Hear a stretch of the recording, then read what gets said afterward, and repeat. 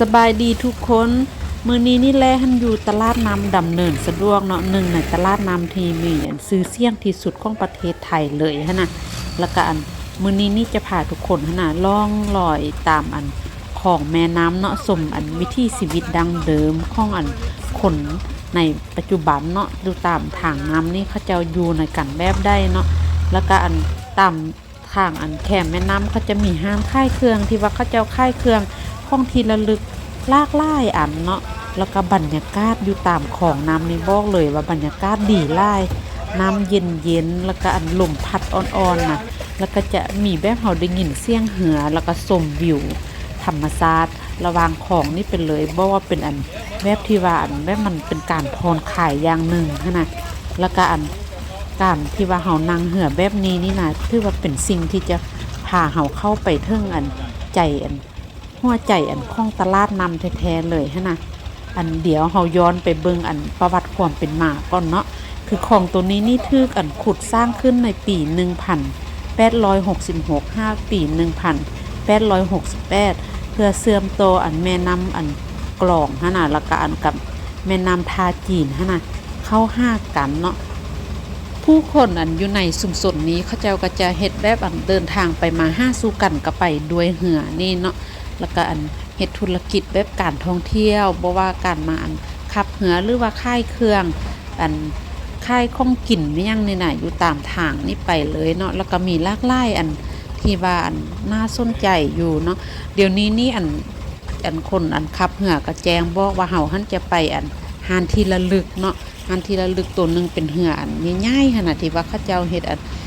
ของที่ระลึกแล้วก็มีเฮ็ดน้ำตาลมะพร้าวขนาดเบิ่งแล้วมันคือสิน่าสนใจหลายเนาะเดี๋ยวเฮาก็จะเข้าไปเบิ่งนำกัน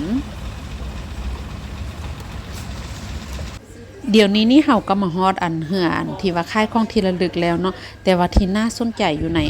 เหือตรงนี้นี่นะแม่นตัวที่ว่าเขาเจ้าเฮ็ดน้ำตาลมะพร้าวอันนี้เป็นครั้งทำอิฐเลยที่ว่าแลได้หมายเห็นน่ะ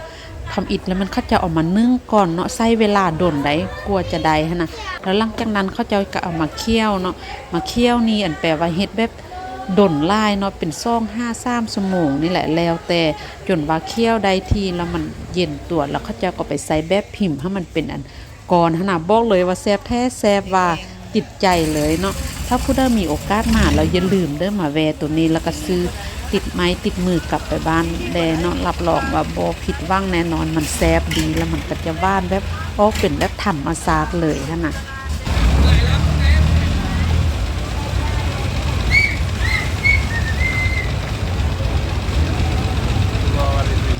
ตลอดทางที่ว่าเฮาพากันขี่เหือมานี่บอกเลยว่าคักหลายเนาะมีนักท่องเที่ยวมาเที่ยวเป็นจำนวนล่วงหลายแล้วก็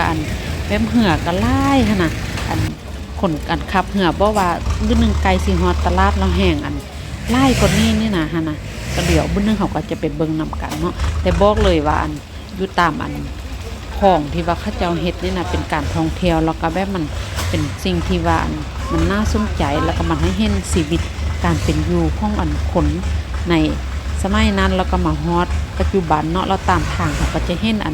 แบบบ้านไม้ที่ว่าเขาเจ้าปลูกสร้างอยู่ตามของน้ำนี่น่ะหลายได้แล้วก็แล้วทุกคนก็แบบมีใส่เหือเป็นพาหนะแล้วก็มีเหือที่ใส่เป็นไม้พายแดแล้วก็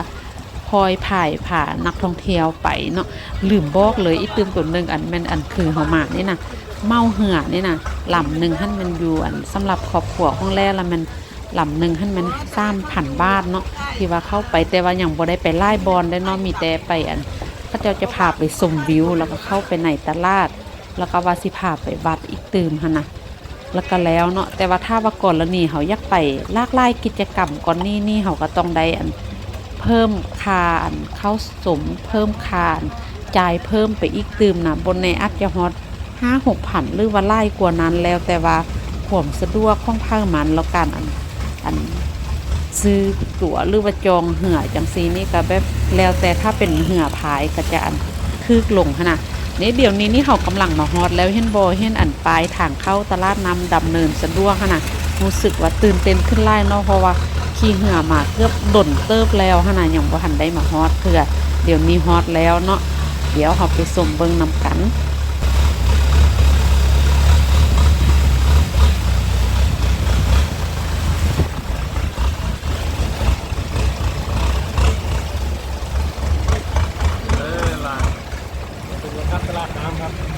มาฮอดแล้วมาฮอดอันตลาดน้ำดำเนินสะดวกอันนี้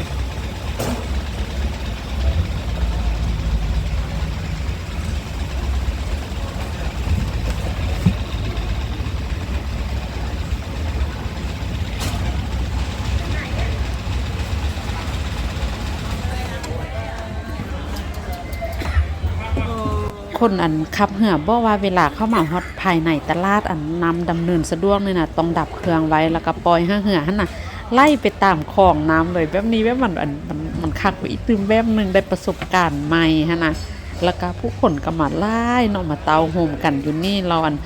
คานค่ายเครื่องก็ไล่ไอศครีมค่ะเอาไอศครีมให้เด็กด้วยจะเอาใส่นี่เลยค่ะกี่ถ้วยคะ เอาถ้วยเดียวเอาตัวนี้ก็ได้ของเด็กเอาค่ะตอนนั้นก็เอาตัวนี้สะดวกเท่าไหร่คะพี่บรรยากาศมันคือคืนที่สุดเลยเนาะอันแม่กับป้าของแรกนี่มันแบบทึกใจเขาเจ้าทั้งสองคนเลยนะพากันอันสุ่มพากันว้าวแบบบ่หยุดเลยแหละเนาะเพราะว่ามันน่าสนใจหลายแล้วก็เป็นครั้งทำอิธีว่าเฮามาเที่ยวตลาดใหญ่ขนาดนี้นี่นะนำกันนะแล้วอันนี้ก็เป็นอันงูเนาะอุ้ยโตบังใหญ่ๆเห็นแล้วก็เป็นตายานนะผู้ใดอยากอันถ่ายรูปนำก็สามารถไปอยู่ใกล้ๆไปถ่ายรูปได้แต่ว่าทางเฮานี่สิขอบายก่อน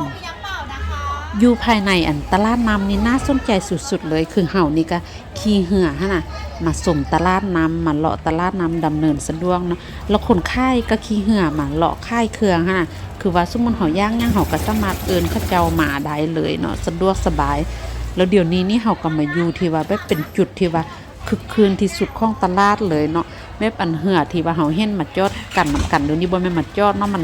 เหือติดหั่นน่ะแบบเหือไล่โพดแล้วมันไปบ่ได้ก็ต้องได้รอท่าเขาเจ้าเขี่ยแล้วก็ไล่ไปซ่าๆมันก็เลยว่าเฮ็ดให้รู้สึกแบบว่า